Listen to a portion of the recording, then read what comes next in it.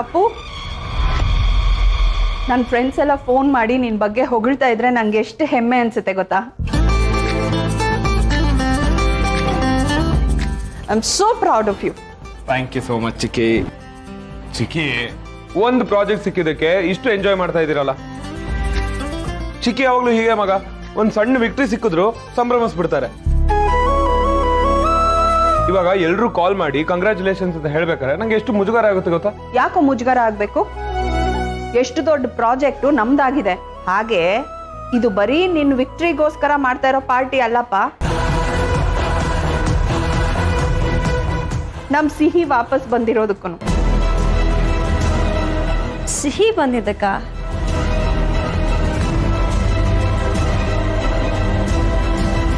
ಅವಳು ವಾಪಸ್ ಬರೋದಕ್ಕೆ ಎಲ್ಲಿ ಹೋಗಿದ್ಲು ಅತ್ತೆ? ಅದು ಸೀತಾ, ನೀವು ಮತ್ತೆ ಸಿಹಿ ಮನೆಗೆ ಬಂದ್ಮೇಲೆ ಈ ತರ ಒಂದು ಪಾರ್ಟಿ ಯಾವತ್ತೂ ಆಗಿಲ್ವಲ್ಲ, ಅದಕ್ಕೆ ಚಿಕ್ಕಿ ಹೇಳ್ತಾ ಇದ್ದಾರೆ ಅಷ್ಟೇ ಅಲ್ವಾ ಚಿಕ್ಕಿ?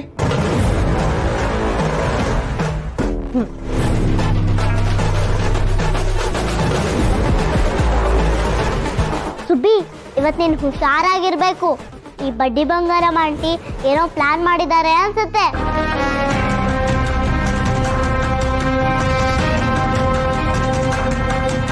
ಓಹೋ, ಏನೆಲ್ಲರೂ ಆಗಲೇ ಸೇರ್ಬಿಟ್ಟಿದ್ದೀರಾ? ಸೀತಾ, ಪಿಚ್ ರೆಡಿ ಇದೆಯಮ್ಮ? ಬ್ಯಾಟಿಂಗ್ ಆಡೋದಕ್ಕೆ ಅಡುಗೆ ರೆಡಿನಾ? ಹಾ, ರೆಡಿ ಮಾಡ್ತಿದ್ದಾರೆ. ಶ್ವೇತಾ,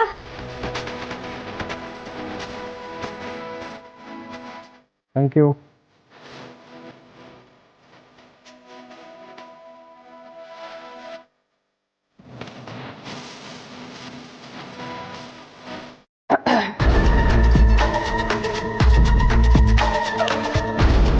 ಸೂರ್ಯ ಇದ್ದಿದ್ರೆ ಈ ಚಿಕ್ಕಿ ಸುಮ್ಮನೆ ಇರ್ತಿದ್ರು. ಇಲ್ಲ, ಸುಬ್ಬಿನ ಸಿಕ್ಕಾಕ್ಸಕ್ಕೆ ಏನಾದರೂ ಮಾಡ್ತಾನೆ ಇರ್ತಾರೆ. ರಾಮ, ಹೇಗಿದ್ರು ಎಲ್ಲರೂ ಸೇರಿ ಒಟ್ಟಿಗೆ ಊಟ ಮಾಡ್ತಿದ್ದೀವಿ. ಊಟಕ್ಕೆ ಮುಂಚೆ ಒಂದೇನಾದರೂ ಗೇಮ್ ಆಡೋಣ. ಗೇಮಾ? ಹಾಂ. ಏನ್ ಗೇಮ್ ಚಿಕ್ಕಪ್ಪ? ಗೇಮ್ ಎಲ್ಲ ಬೇಡ. ಇನ್ನೊಂದು ಒಳ್ಳೆ ಐಡಿಯಾ ಕೊಡ್ತೀನಿ. ಎಲ್ರೂ ನಮ್ಮ ಫೇವ್ರೆಟ್ ಮೆಮರೀಸ್ನ ಹಂಚ್ಕೊಳ್ಳೋಣ. ವಾಹ್, ಸೂಪರ್. ಓಕೆ.